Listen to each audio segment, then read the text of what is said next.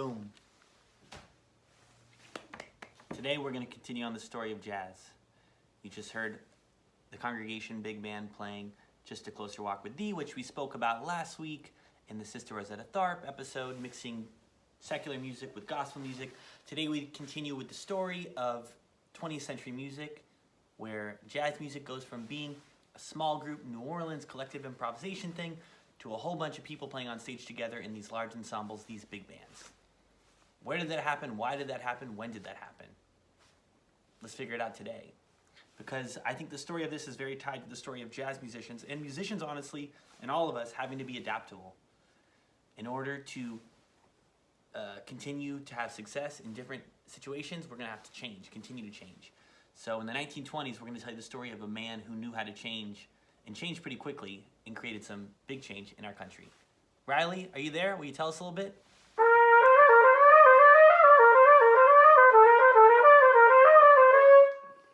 Oh, hi there, campers. Riley here, and I'm so excited to get to talk about one of my favorite musicians in the history of jazz today, the great Fletcher Henderson.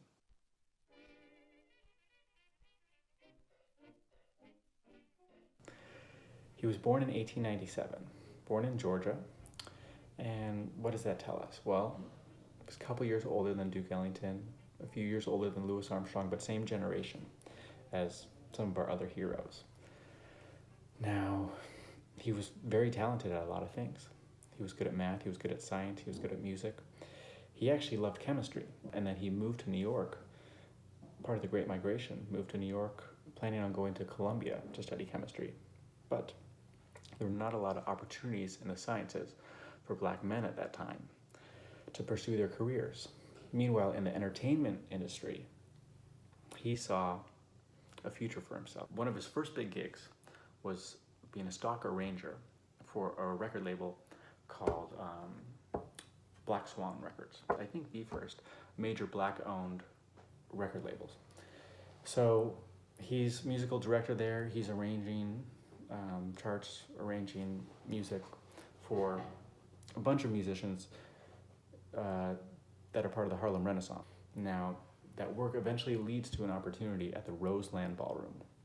Roseland Ballroom was one of the most happening places in New York City in the 20s. This is where jazz big band music is really born. Now, what did that band look like? Well, Fletcher, along with his secret weapon, saxophonist, clarinetist, arranger, composer by the name of Don Redman, they devise what is the modern day big band.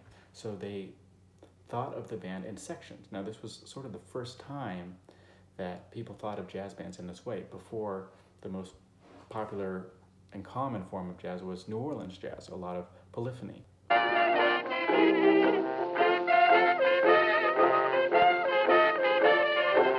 3 brass instruments, 3 woodwind instruments, and a 4-piece rhythm section. That's what the band started as, but they soon realized that they needed something special. They get what is known as a spark plug. A spark plug, a hot soloist. Someone who can just come in and take it to the next level. Who's their biggest secret weapon? Louis Armstrong.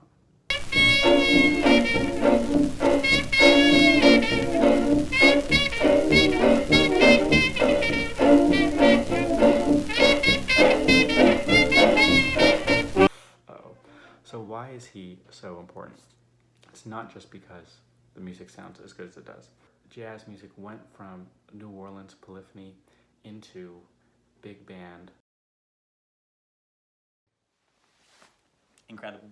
Thank you, Mr. Riley Mulheriker, who I've known since I was 16 years old. I met him at Jazz Lincoln Center, the Essentially Ellington competition.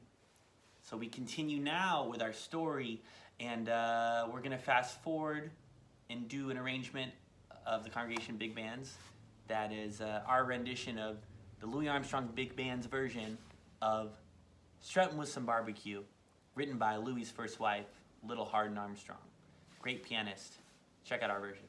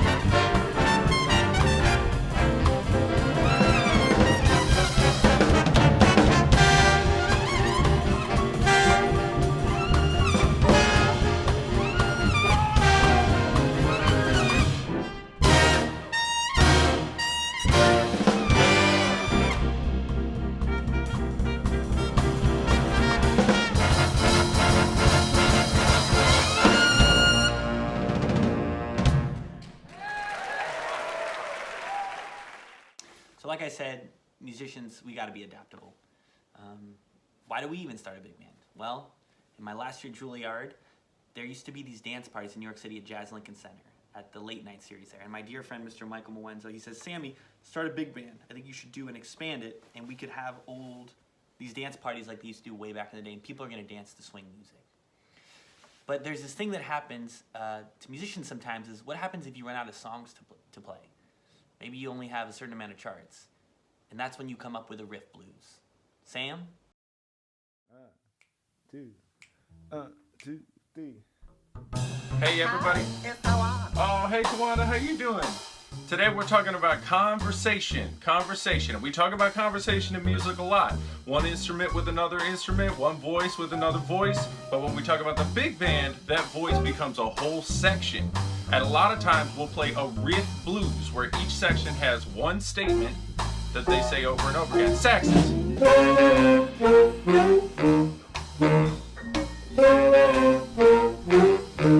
What'd you say, Saxes?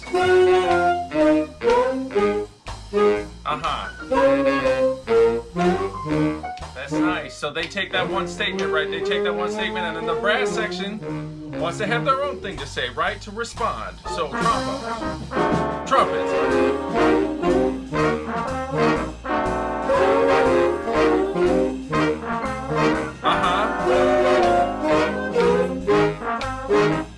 Now we're having a nice back and forth, you know what I'm saying?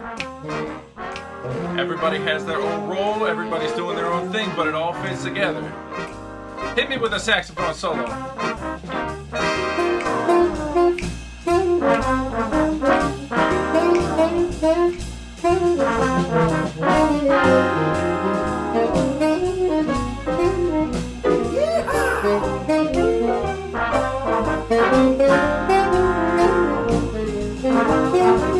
And then you come to the shout where everybody plays together.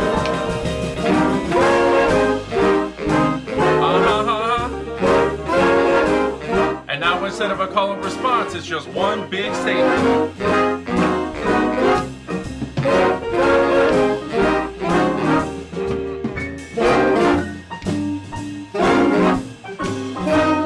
Come on, Sammy. Come on, Sammy.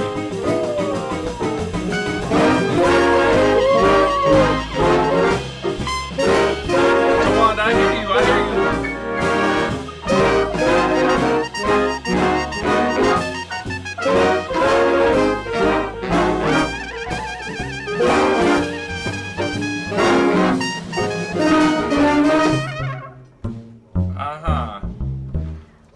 That's it. Whether it's one person or one section, it all becomes one big whole.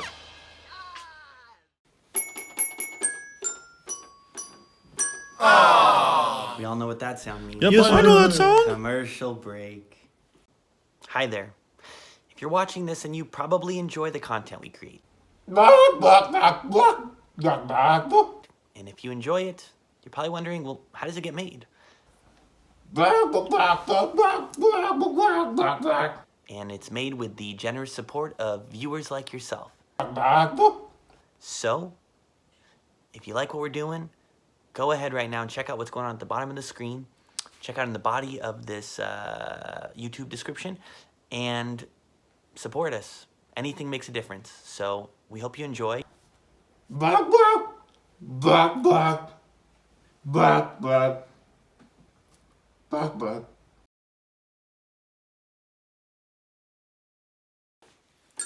We know what that sound means.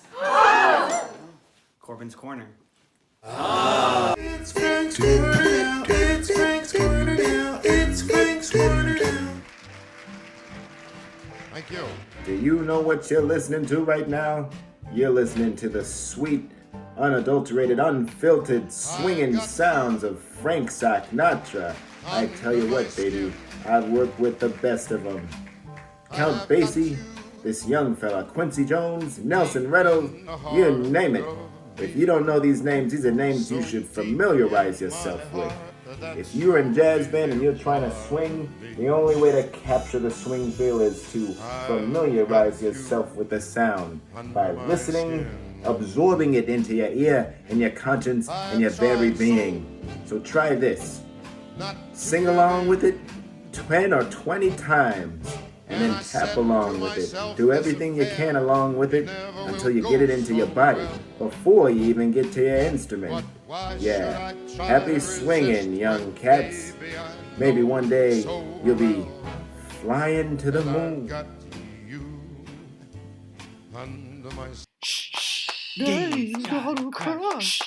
Dave's got a crush. For today's musical crush, I want to tell you about one of my musical crushes. You're not Dave. Someone I've known for a very long time. Incredible musician, can play pretty much every instrument. Also an incredible arranger. And just like Fletcher Henderson, but here in this modern era, he is figuring out a way to bring all these influences together and create a very cool sound. Charlie Rosen. Charlie Rosen here, the band leader and the arranger for the 8-Bit Big Band, a 33-piece jazz orchestra that covers video game music and rearranges it in new ways.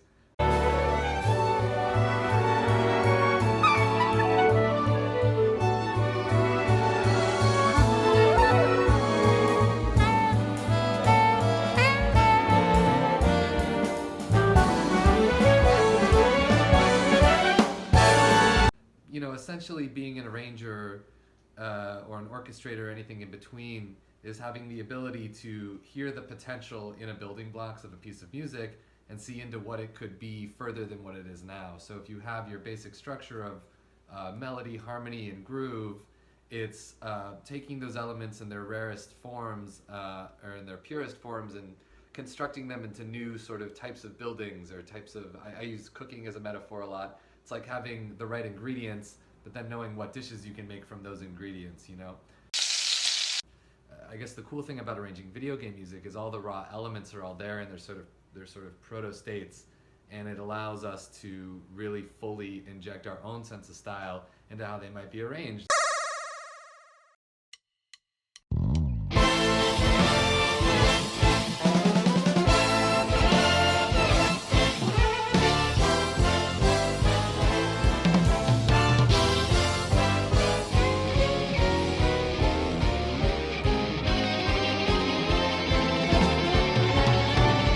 Ideally, as an arranger and a big band arranger, you'd have a familiarity with all of the instruments, so much so that you could derive the components of what they do and what sounds they make in order to orchestrate the music that you want to work on for a large setting, a large ensemble setting like big band. So you're using big band as a delivery vehicle to further expand your palette of emotion, of feeling, and the ability to use different sounds and textures on the journey of the course of your song for more emotional highs and low points to increase the sort of drama of the music you're talking about.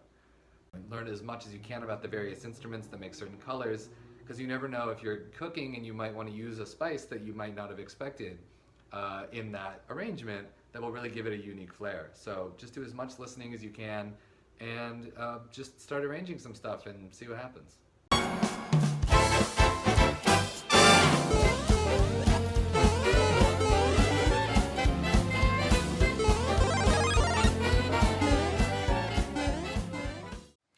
What do they have in common? Fletcher Henderson, Charlie Rosen, Duke Ellington, Count Basie, all these great big bands. And it's that no matter what, they are thinking about you. You, the person who is paying good money to be there in the room with them. They're creating work that is both for the artist and also highly engaging and entertaining. I think it's a beautiful tradition, and do yourself a favor and keep checking it out. We will finish today with an excerpt of our version of W.C. Handy's St. Louis Blues.